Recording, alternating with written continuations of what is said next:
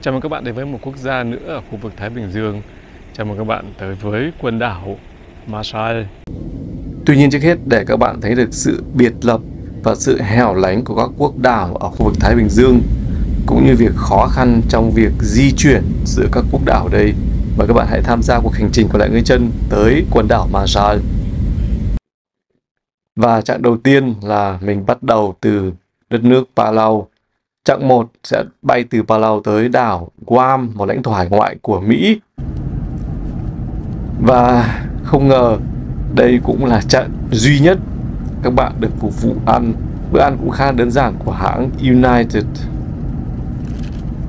Và nhập cảnh vào Guam cũng có nghĩa là các bạn nhập cảnh vào lãnh thổ của Mỹ. Do vậy các bạn phải khai báo hải quan và làm lại thủ tục lên máy bay từ đầu. Đây là những hình ảnh về sân bay ở Guam. Chặng tiếp theo sẽ đưa chúng ta từ đảo Guam của Mỹ tới đảo Truk, một lãnh thổ của đất nước Micronesia. Và sau mỗi chặng bay thì nhân viên mặt đất sẽ lên, thứ nhất là để dọn dẹp máy bay, chuẩn bị chỗ cho khách mới lên. Và quan trọng hơn nữa là họ lên để kiểm tra hành lý một cách rất là nghiêm ngặt. Tất cả những hành khách còn lại trên máy bay sẽ phải bỏ hành lý xách tay xuống khỏi khoang đựng đồ kia để họ kiểm tra xem hành lý đó thuộc về ai.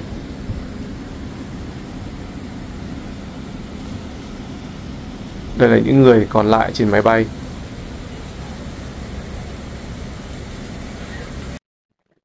Chặng tiếp theo, chúng ta sẽ bay từ đảo Truk đến thủ đô Ponape của Micronesia. Mặc dù trước mắt là 11 giờ bay và rất nhiều chặng lên xuống, tuy nhiên điều tuyệt vời của chuyến đi này là các bạn có thể ngắm các hòn đảo ở giữa Thái Bình Dương, lênh đênh và chơi vơi giữa Thái Bình Dương. Một trải nghiệm có lẽ là chúng ta sẽ hiếm khi gặp.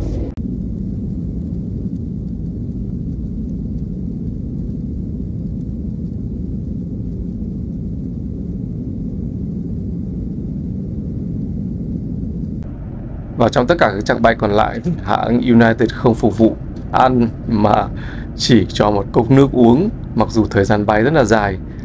Và hãng United không phải là một hãng hàng không giá rẻ.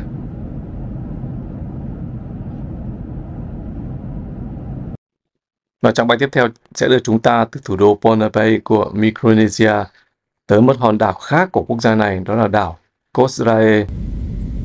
Thực sự bây giờ mình cũng không nhớ nổi đã bao nhiêu lần hạ cánh, bao lần cất cánh trong chuyến đi này, bao nhiêu lần bị kiểm tra. Và bây giờ cũng không biết chính xác nữa là còn mấy chặng nữa thì sẽ tới đích. Và sẽ còn bao nhiêu lần cất cánh và hạ cánh nữa.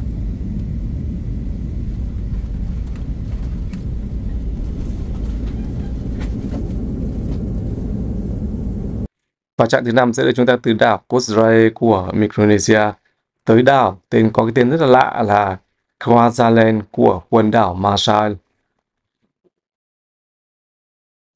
Đây là một hòn đảo rất là biệt lập nằm giữa Thái Bình Dương, thuộc lãnh thổ của quần đảo Marshall, tuy nhiên được quân đội Mỹ thuê làm căn cứ quân sự. Do vậy mà việc di chuyển ở đây được kiểm tra rất là nghiêm ngặt. Và nếu bạn có cơ hội được nhập cảnh vào khu lãnh thổ này thì các bạn sẽ bị cấm quay phim chụp ảnh. Đơn giản, đây là căn cứ quân sự Mỹ. Và đương nhiên là việc kiểm tra an ninh trên máy bay cũng được diễn ra một cách rất là nghiêm ngặt. Và đây là cảnh các hành khách trên máy bay đang chờ nhân viên an ninh lên máy bay để kiểm tra. Và sau hơn 11 giờ bay thì cuối cùng cũng đến chặng cuối cùng, đó là từ đảo Kwajalein đến thủ đô Majuro của quần đảo Marshall.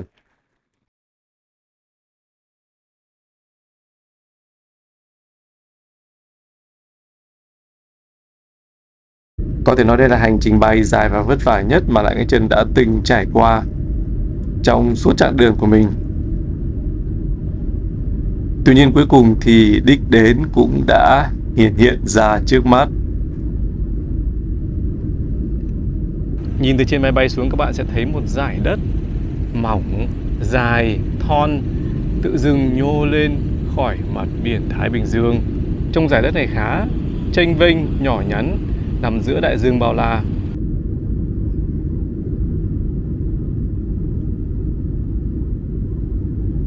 Và sau một chặng đường dài và khá là vất vả thì cuối cùng Lại Người Chơi cũng đã chuẩn bị đặt chân và hạ cánh xuống quốc gia cuối cùng ở khu vực Thái Bình Dương. Đó là quần đảo Marshall.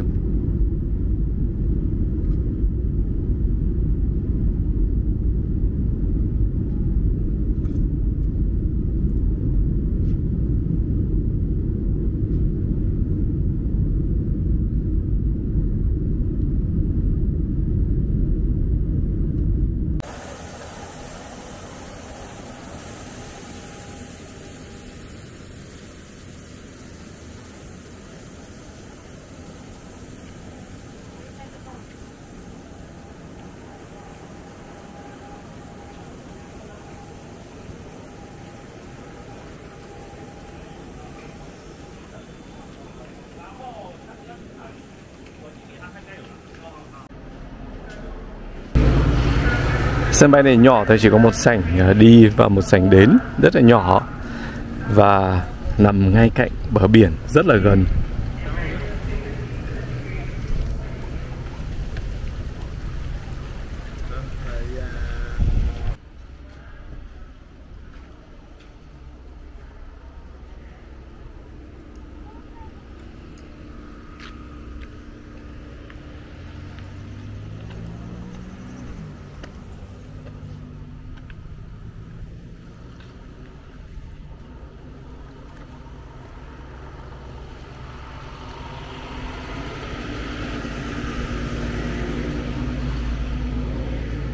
Chào mừng các bạn tới với quần đảo Marshall.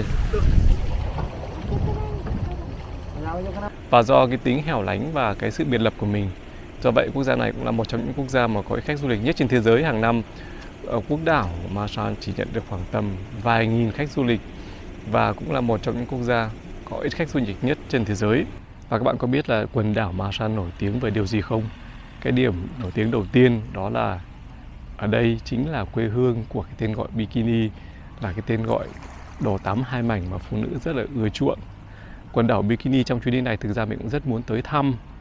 Tuy nhiên đường xá rất là xa xôi và khá là đất đỏ. Các bạn biết là quần đảo Marshall này được hình thành bởi hơn 1.000 hòn đảo. Và hiện nay mình đang ở thủ đô Majuro. Mà từ thủ đô Majuro này tới đảo Bikini mất khoảng 3 đến 4 giờ bay, rất là xa xôi. Và một tuần chỉ có một chuyến duy nhất thôi. Chuyến này được thực hiện bởi hãng United của Mỹ. Do vậy mà đấy đó không hề đơn giản chút nào cả, rất là xa xôi và đắt đỏ. Quần đảo này bây giờ cũng không có người sống mà chỉ mở cửa cho khách du lịch thôi. Lý do chắc là các bạn cũng đã biết là ở quần đảo Marshall này, đảo Bikini là một trong 2 hòn đảo mà Mỹ đã tiến hành hơn 60 cuộc thử bom nguyên tử từ năm 1946 đến 1958 nếu mình không nhầm, hơn 60 cuộc. Và đương nhiên là trong cái thời gian thử đó thì là dân chúng buộc phải sơ tán khỏi hòn đảo tới các nơi khác sống. Và mặc dù cho tới đến ngày nay thì hòn đảo đó đã mở cửa trở lại đón khách du lịch tới thăm. Tuy nhiên vì là do nhiễm phóng xạ, do vậy mà cho tới thời điểm này nơi đó vẫn là nơi không thể sinh sống được. Cuộc sống ở đảo của những em nhỏ ở đây.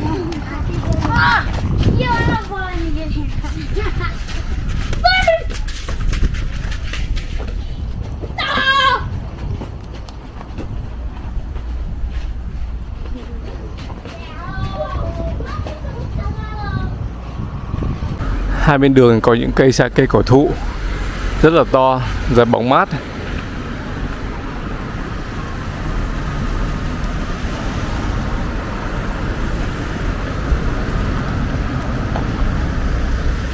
Quả sake này là một loại thức ăn rất phổ biến của rất nhiều quốc gia. Và đây cũng là loại quả mà ngày xưa Lại Người Chơi không biết tên là quả gì, và nhờ các bạn khán giả đã mách nước, thế nên bây giờ mới biết là tên của nó là sake, và Việt Nam mình cũng có. Mình không biết quả này đơn giản là vì ở quê của Lại Người Chơi không có quả này. Trong các ngôi làng có rất nhiều cây sake cổ thụ làm nơi nghỉ mát của người dân ở đây, rất nhiều và rất là to.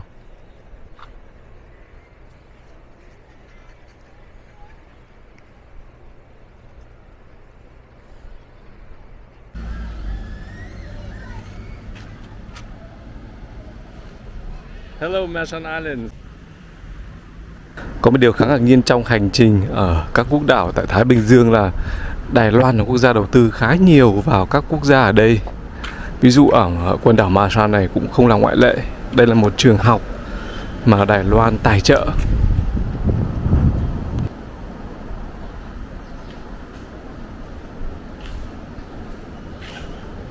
Thậm chí có cả những hình graffiti biểu trưng cho tình hữu nghị giữa Đài Loan và quần đảo Marshall. Còn đây là thể hiện tình hữu nghị giữa Mỹ và quần đảo Marshall. Ngoài ra quốc gia này cũng được tài trợ rất nhiều bởi chính phủ Nhật Bản. Ví dụ đây chẳng hạn, đây là một trong những bến chở xe buýt. Bến chở xe buýt ở đây được trang trí bến nào cũng giống nhau, cùng một họa tiết cả, rất lộng lẫy và đẹp.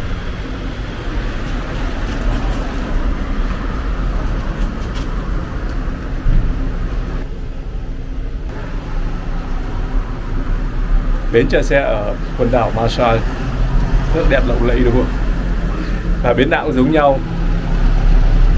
Nhà cửa ở đây thì cũng đơn sơ thôi, không quá là khang trang. Tuy nhiên cũng còn tốt hơn nhiều so với các nơi khác.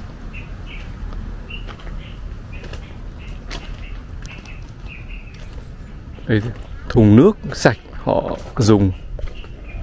Và đặc biệt là có những dạng chuối này. Tuy nhiên ở đây có vẻ như nhà nào cũng có ô tô riêng.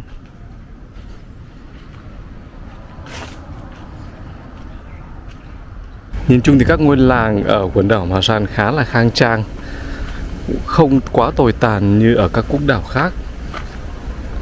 Đấy, trang thiết bị họ cũng có đầy đủ cả. Ví dụ đây có cả những dạng chuối, gợi nhớ đến Việt Nam.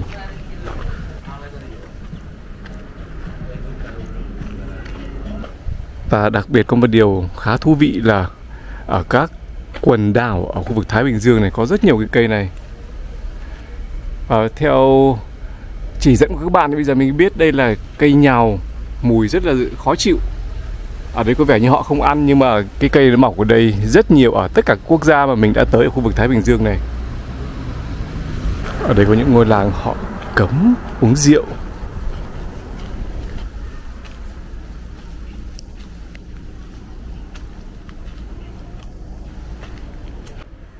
Và nói chung là cơ sở vật chất ở quần đảo Marshall này khá là tốt. Ở đây hầu như không thiếu một cái gì cả. Đây là một khu chợ địa phương, mặc dù nhỏ thôi, nhưng mà cũng là một khu chợ khá nổi tiếng ở đây.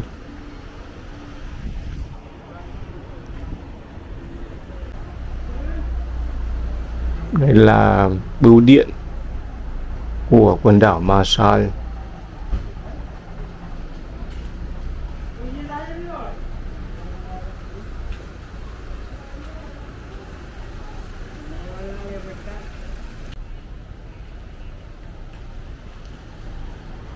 Là một trong những ngân hàng chính của quốc đảo này.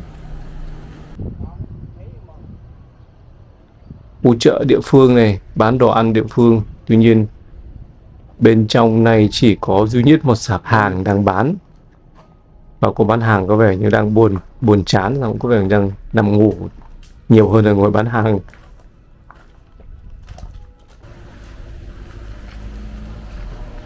Bên làng bản trông rất là thanh bình. Và cũng có rất nhiều ô tô. Một trường giống như một trường đại học ở đây.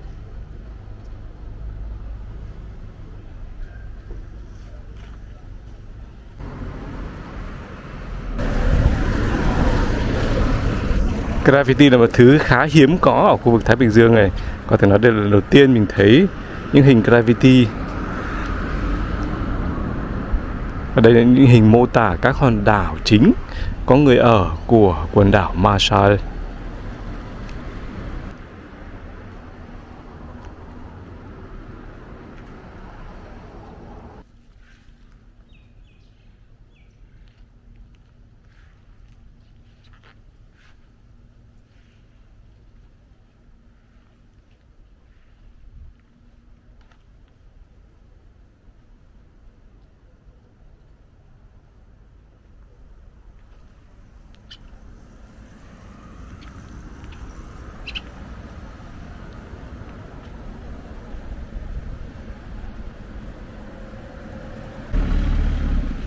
Thủ đô Majuro của quần đảo Marshall cũng chỉ có một con phố duy nhất chạy dọc hai bên biển.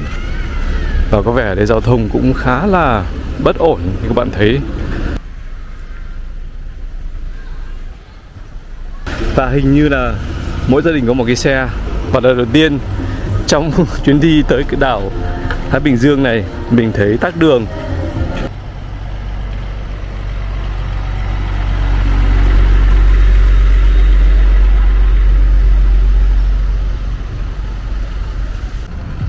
Đây có thể gọi là khu trung tâm ở thủ đô Majuro. Đây có cái ngã ba và trong này có thể gọi là khá sầm uất so với tiêu chuẩn ở đây. Có một vài công sở, siêu thị, ngân hàng. Ngân hàng của đảo Guam là một lãnh thổ hải ngoại của Mỹ, có trụ sở ở hầu hết tất cả các quốc gia ở khu vực Thái Bình Dương này.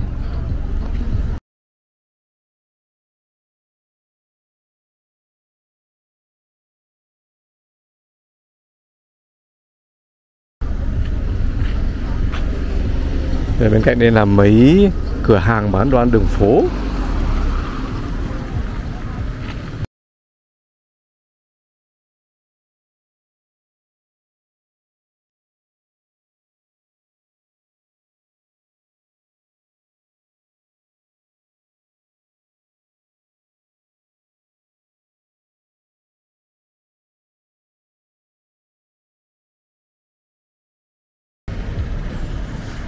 Bên đây là một cửa hàng bán đồ ăn đường phố nữa. Đây họ có cơm và một loại giống như loại mì, loại miến.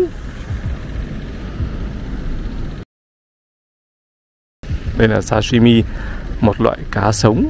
Như cô này nói thì cá này họ tẩm với lại cốt dừa, cá thu. Sashimi thức ăn khá là phổ biến ở quốc đảo Marshall. Đây là một suất cơm tiêu chuẩn ở đây. Có sashimi, thịt nướng, cơm và cái mì đó.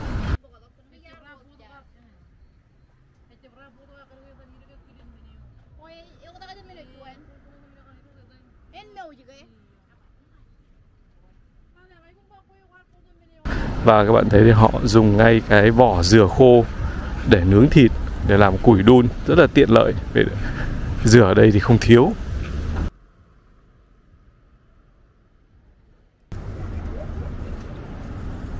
Ở đây có vẻ như họ ăn đồ nướng rất là nhiều. Cá nướng, thịt nướng, nói chung là tất cả mọi thứ đều họ đều mang ra nướng.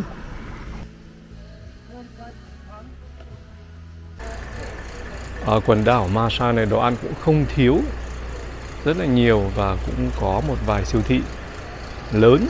Ngoài ra còn có rất nhiều cửa hàng của người Trung Quốc nữa. Tuy nhiên, đồ ăn ở đây, thực phẩm ở đây vô cùng đắt đỏ. Cũng là điều dễ hiểu, tại vì là đa số các sản phẩm họ phải nhập khẩu từ các quốc gia khác về.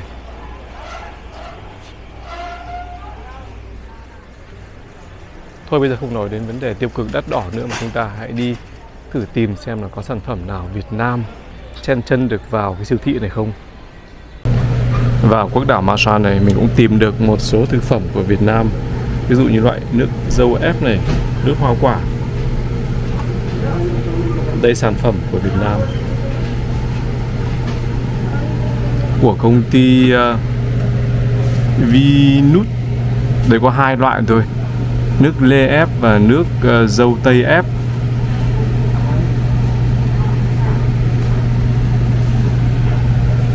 Sản phẩm của Việt Nam cũng đã có mặt ở quốc đảo này.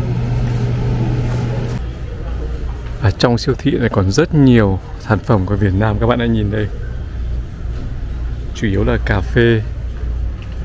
Cà phê Việt Nam đây có vẻ như là rất được ưa chuộng. Có rất nhiều loại. Cà phê chế phin, cà phê sáng tạo, cà phê sữa đá, phin giấy. Rất nhiều. Ở trong này nữa, họ chưa dọn ra đây.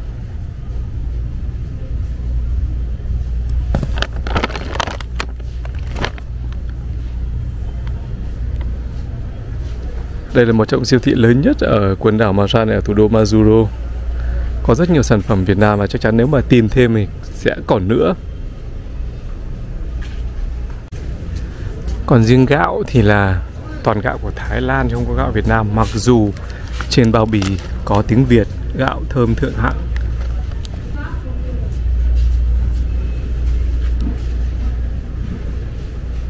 Ở đây còn một loại thức ăn nữa rất là nổi tiếng của Việt Nam. Các bạn hãy xem đây. Sài Gòn phở. Không biết là có phải là sản phẩm của Việt Nam hay không.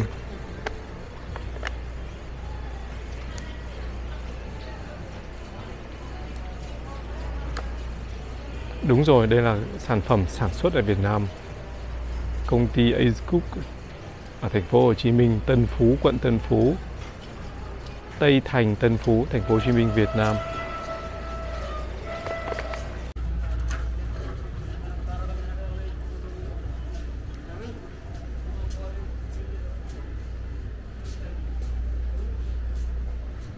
Và đây còn một sản phẩm nữa mình lần ra có liên quan đến Việt Nam. Không phải liên quan mà là của Việt Nam. Phở thịt gà của công ty Vifong.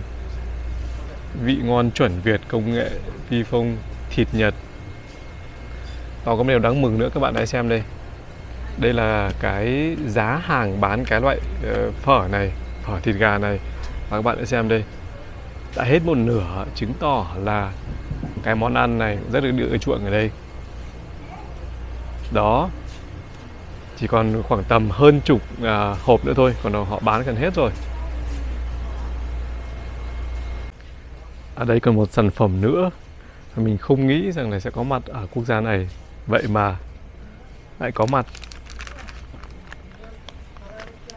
Xà phòng hay gọi là bột giặt, hương hoa sứ, trắng và thơm ngay cả trong nước phèn. Đây chắc chắn 100% là sản phẩm của một công ty của Việt Nam. Đây nữa, nước xả bột giặt. Surf. Rất vui vì có rất nhiều sản phẩm của Việt Nam. Đây cũng có tiếng Việt, hương nắng mai. Nhưng công ty ADN này là công ty có vẻ là quốc tế. Có rất nhiều quốc gia có cái sản phẩm đó.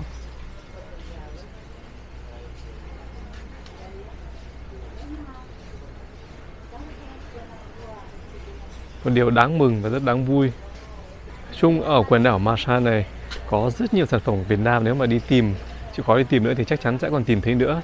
Một điều rất là đáng vui đúng không các bạn?